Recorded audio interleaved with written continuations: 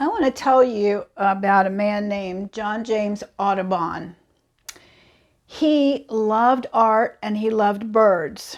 So he put his two interests together and he decided to see if he could paint every bird, every different kind of bird he could find in North America. He lived in Europe and in the United States. He traveled a lot. He lived in New York and Pennsylvania and Kentucky, and he looked everywhere he went. He looked at the different types of birds that he could find. He loved to be outside in nature. If you go online, you can print off one of the bird paintings that he did. He did over 430 paintings of birds. And so he put them all in a book, and you can find some of his illustrations online. And I want you to go find a bird that you really like, and I want you to look at the dark and light of the bird. We started out this painting project talking about value, and value is extremely important. It's one of the most important of the elements of art. There's line, shape, color, value, texture, and value is the most important. So we're going to do a value pattern of one of his birds. He used a lot of black, I can tell you that, in a lot of the birds that he did, because he wanted you to see how beautifully rounded their bodies are. And you've got to use some black in order to get the value, the perception of three-dimensional bird on a flat canvas. I put some blue on my canvas, and you can see a little pink and some white, because I do like having a color on my canvas when I start, but I don't like a sky to be all exactly the same color, because skies are usually darker at the top and lighter at the bottom, or they have clouds, or they have different colors. And if you do it all one color, it almost looks like you just cut it out of a piece of paper. So make your sky interesting and put some clouds in it if you want. But we're going to have, and just take a long handle small brush to kind of draw with. And I'm going to do a limb that's coming up here. And I'm going to do the shapes of this bird. And I want the bird to be about here. Maybe his head is here. His little tuft is here. His beak is up here. That's kind of a fatter head. But if you get it wrong, you just take some water and just wash it off. Just give it a try and see if you can get the shapes on. Here's his tail back here. And I'm going to do his little feet coming forward. The knees bend backwards. Our knees bend the other way. His bend backwards. And he's holding on to this branch. And I want to put some leaves along the branch. So this is just to remind me later that I'm going to go in and make some more leaves and pretty things. Maybe even a little flowering something down here. So just a really light sketch that you can paint over if you get it wrong. And if you want to have some details in the body, like if you want to put the eye or put the black where the black is going to be, that's really, the dark is really the first place we're going to start working. So I've got black on my brush, and I see this black mask that the cardinal has on. It comes down his face this way. And I see some really dark back here. And I'm going to get some more black, and I'm going to put some black on his tail, because his tail looks like it's coming down really dark. I've got some really nice dark leaves back in here. Now I'm going to put a color over top of this. I'm not going to just leave it dark. But I want you to see how important these darks are going to be. If you don't have the darks in your painting, it's not going to be a great painting. It's going to be a medium good painting, but the dark makes it really, really much better, much better. Now, your drawing of Audubon's birds could have more than one bird. It could have a background. You don't have to do it exactly like that. You just use your own imagination and do what you think you want to do and be creative so that you can enjoy this and make it your own and not copy too much if you don't want to. All right, so I'm going to leave it like this. I might put in a little more shadow here and up in here and underneath the wing, a little bit in there. Now, this black really needs to dry. I'm not going to stop and let it dry, but I would like you to stop and let it dry because it's really hard to paint over top of the black and still have it show if it's really wet. So I'm going to, I want you to watch while I'm painting, and I'm going to go ahead and paint in a little bit more here. So I'm going to trade brushes, and I'm going to get another brush. Make sure your brush is clean, and start, once your black dries, you can go in and start working with your color. And I've got some bright red that I love up here. And I'm going to start putting that bright red on. And if my black was dry, you would be able to see a little bit more of how that black is really making some pretty shadows. I'm afraid it's a little wet, so you might not be able to see it as well as I'd like. But you do want to have those shadows left in there. If they're not left, if you paint over top of them, then just darken your red with some black. Put a little black in your red and see if you can get a darker red so that you're leaving the dark in there.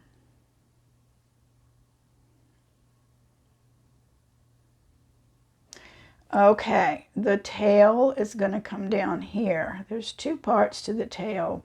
This side is red, and this side is really dark in here. So I'm going to try to leave that a little bit darker in here. All right, so I need to get his little beak on. His beak is red too. So I'm going to go back to the real orangey red and see if I need a really little brush to do this. He's kind of looking up a little bit. And that brush wasn't quite small enough, but let me try another one here and just try to get the little eye in right here. Too wet. Sometimes you have to let it dry a little bit before it's ready to paint.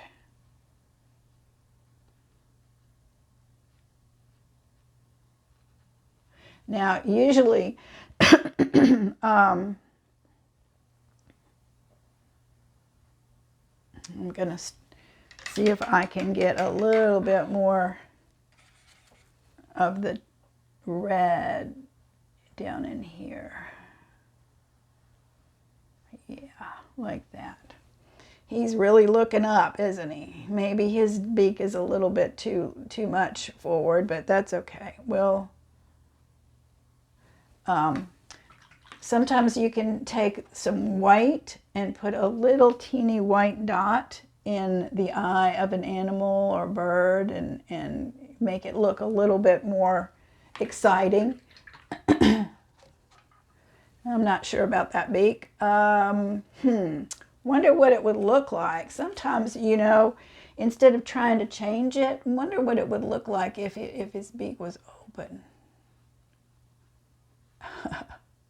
That's not really working either. But you know what? I'm going to leave it for a minute and let it dry, because if I try to do too much, it's not going to work.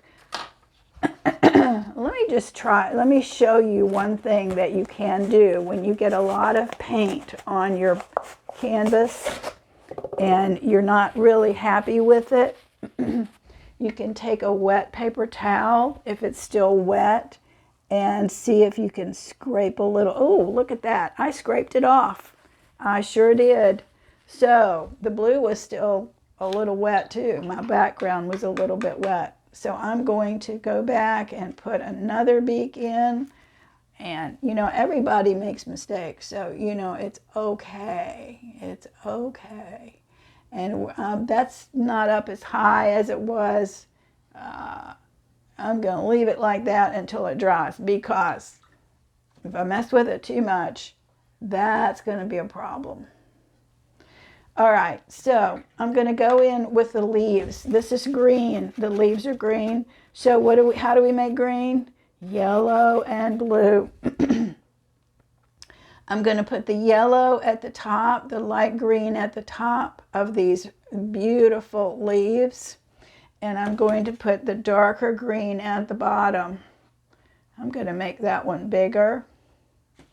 Some more yellow green down here.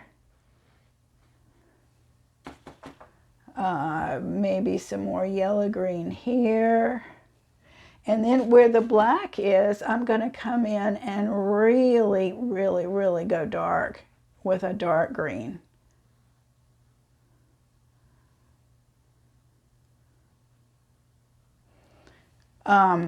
So I'm going to mix up a lot of blue into my green to make it darker. And I'm going to come in and darken these with a blue-green so that you've got a nice shadow. That's why you put the black on, to show where the shadows, the dark shadows, are going to be. You see when I get that dark on, how pretty that is? It's even darker than the gray that I started with, which is really good, because those leaves really pop out when you put the dark greens on.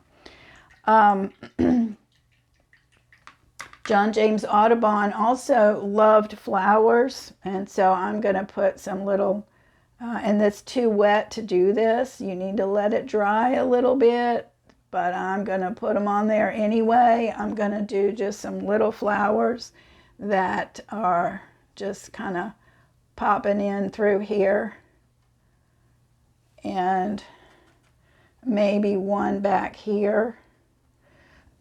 That kind of balances. If you've got it on this side, then maybe you should put a little bit over here on this side, and overlapping a little bit of your branch and your leaf will make it really look pretty. So overlapping is a good thing. His little legs probably need to be worked on, but you've got to use a really skinny brush to do that. Don't ever try to do something really thin with a fat brush. You will have elephant legs if you do them too fat. So you want thin legs, and you want the little toes of the legs to come around the branch like this. There, he's hanging on to the branch with his toes. And maybe put another little dark line up underneath so you can see his legs. You can do a few lines for texture into the wings. You can put some lines like this with a darker red. In the tail, maybe because the tail is dark, I could go in with a lighter red line, because a dark line might not show up really well. So I'm going to put some lighter lines back here so you can see them. I'm still not excited about the beak, but I think it's going to work okay. And when everything dries, you can go back with your light blue. I don't know if this is going to match at all, but I'm going to try it and just put a little bit of light blue in here, maybe a little more white to try to get it to be a little lighter, and try to match that background and paint around it. You know what? I'm going to make a cloud right there. That'll hide it so that it doesn't look different. It looks like it's supposed to be there, except I'm getting the red into the cloud, and goodness. So you have to learn to use your mistakes. Let me put some of this cloud coming over here on this side, because that way it won't just stop right at the bird. Now, because there's one cloud, it probably should be another one in there too somewhere. So that's going to be my excuse to come in and do a few more clouds. But that's what I would like you to do, to show the dark on your bird first and paint it kind of almost like in black and white, and then put your colors on top so that your darkest shadows still show through through your colors. And if they don't, then darken your color a little bit more. So have fun with John James Audubon. Learn about his life. Go outside and look at birds and enjoy painting them. Bye.